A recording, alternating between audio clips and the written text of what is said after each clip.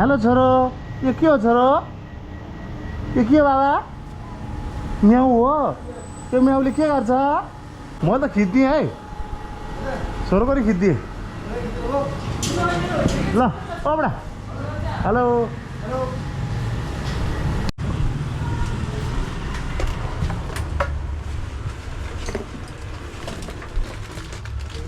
हात के हो? ए कान्छा मामा नै हो। म्युजिक के छ? एकदम ठिक छ। बिल क्लोजिङ लायो क्या हो? छैन म्युजिक। ल पढ्नु म निस्केँ, म बजार जाँला यार। सामा त्रिबेश्वर अलि 1 बजे आइपुग्नुपर्छ। यो चाहिँ अस्तिको बाढीले पीडित छौँ, विष्णुवाती पसेर पुरै डुबाल्नु भएको ठाउँ हो होइन। यो बसपाकसम्म चाहिँ तपाईँको लगभग इन्द्रेणी पुलबाट बसपाकसम्म बाढी पसेर एकदमै ऊ बनायो होइन। यहाँ अनि हिँड्दा हिँड्दै म चाहिँ त्रिबेश्वर आइपुगेँ। सबैभन्दा नमजा ठाउँ, सबैभन्दा ज्याउ ठाउँ भनेको चाहिँ तपाईँको जाममा बस्नु होइन। जाममा बस्नु भने सबभन्दा अगाडि गएर ठ्याक्क रेड लाइट बोल्नु चाहिँ एकदम नराम्रो होइन। अनि त्रिबेश्वरमा अब सामान लिन गइरहेको थिएँ। अनि हिँड्दै गर्दा गर्मी यति धेरै गर्मी, आमामामा शीतल त्यो रुखमुनि बस्दा त आनन्द आउने है। पसिना छमछम आएको छ, गर्मी छ। काठमाडौँमा यस्तो छ, तराईतिरको हालत के होला म त सोच्न पनि सक्दिनँ है साथीहरू। झन् ज्याकेट लाएर गएको, ज्याकेट नलाए लुगा बिग्रिने, ज्याकेट लाए गर्मीले पसिनाले मरिने। अब यस्तै छ हेर्नु जिन्दगी चाहिँ। अनि त्योभन्दा पछि गर्मीमा चिसो खान मन लागिरहेको थियो होइन। अब कहाँ पाउनु चिसो। अब फेरि त्रिबेश्वरमा यसै त जाम, बल्ल बल्ल निस्केको, सामान लिन पनि टाइम थोरै छ। अनि त्योभन्दा पछि गएँ, सुई गएँ।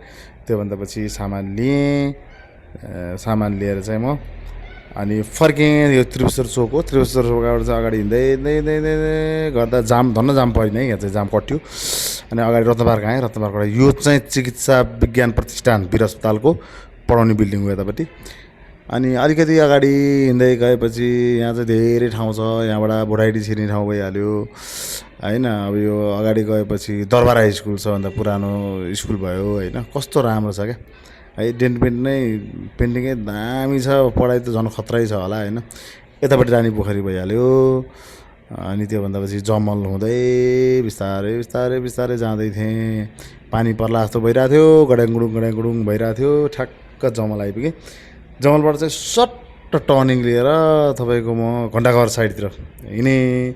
अनि घण्टाघरबाट हिँड्दै गर्दा हेरौँ न यो गाडी चाहिँ कस्तो होचो गाडी रहेछ कि यो साझाको है।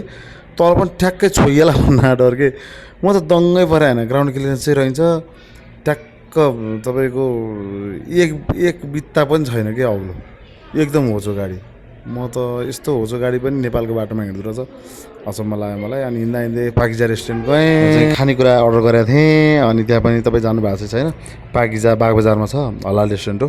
एकदम दामी छ, सस्तो छ, राम्रो छ, मिठो छ खाना यहाँ चाहिँ है। हलालमा हो।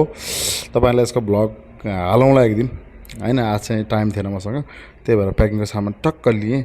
अनि त्योभन्दा पछि पैसा पेमेन्ट गरेँ यहाँ साउजीलाई। अनि त्योभन्दा पछि मेरो सामान लिएर म त्यहाँबाट हिँडेँ। अनि प्याकिङमा पनि कस्तो राम्रो, उनीहरूको आफ्नै प्लास्टिक बनाएर छ। प्लास्टिक नि हेर्नु कस्तो दामी है, वाउ दामी, पुरा हलाल भनेर लेखेको छ। अनि यहाँबाट बाइक फर्काएँ। बाइक फर्काएर लाग्यो अब तपाईँको म चाहिँ बालोटार हुँदै जान्छु आज भनेर हिँडेँ। यो पद्मकन्या क्याम्पसको बाहिर हेर्नु कति राम्रो पेन्टिङहरू रहेछ, दामी दामी पेन्टिङ रहेछ। नजिकबाट खिचायो त कस्तो दामी देखिन्थ्यो होला यो। म चल्दै गर्दा क्यामेराले खिचेको हो यो। अनि मैले पछि नोटिस गरेँ क्या यो कुरा चाहिँ। अनि पुतल सडक चोक आयो। पुतल सडक चोकबाट चाहिँ हात्तीसार हुँदै तपाईँको हात्तीसार हो। यो हात्तीसारमा अलिकति अगाडि गयो, फेरि जाम परिहाल्यो। जाम भन्ने कुरो त काठमाडौँमा कति वर्ष फेरि हात्तीसारमा पनि जाम बस्नु पऱ्यो। जाम भन्ने कुरो त तपाईँको आधी एक दिनभरिको काम छ भने तपाईँको आधी दिन त जाममै बस्नुपर्छ। यो चाहिँ राष्ट्रिय नेपाल बैङ्क लिमिटेड हो, नेपाल राष्ट्र बैङ्क हो, नेपाल बैङ्क लिमिटेड हो तपाईँको। यो चाहिँ बालटारमा छ होइन। त्यहाँभन्दा अलि अगाडि गएपछि प्रधानमन्त्री निवास छ। प्रधानमन्त्री निवास हुँदै म चाहिँ महाराजगञ्ज ठ्याक्क हेर्नु कस्तो राम्रो क्रस छ कि। यहाँ चाहिँ रोक्नु पाइँदैन रहेछ कि होइन। अनि म चाहिँ त्यहाँबाट हुँदै गर्दा सञ्जीवनीमा जानुपर्ने थियो। सञ्जीवनीमा ठ्याक्क पुगेँ। त्यहाँ पुगेर चाहिँ बाइक रोक्नु लाग्यो। गाडी दाइले चाहिँ ल हुँदैन बाबु हुँदैन भन्नु, एकैछिन दाइ म निस्किहाल्छु भनेर ट्याक्क त्यहाँबाट रोकेर फुत्तभित्र गइहालेँ। भित्र गएपछि चाहिँ ढाबालाई भेटेँ। हेर्नु न एकछिन कस्तो छ। त्यहाँबाट अगाडि गएँ हेरौँ न राजा महाराजा भिआइपी मान्छेले कसरी स्वागत गर्छ गेटले नि स्वाट खोल्छ होला करी खै त करी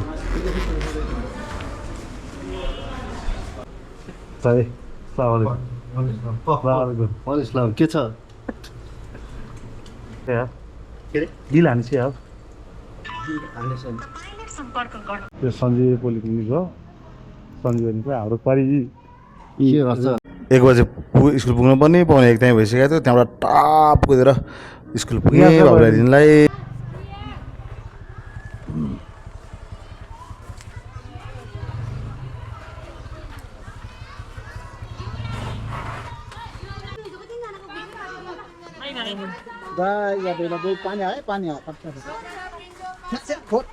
तिमी कति चाँडो यहाँनिर ऊ गरिसक्यो नि हेर न हेलो बाबा भन यहाँ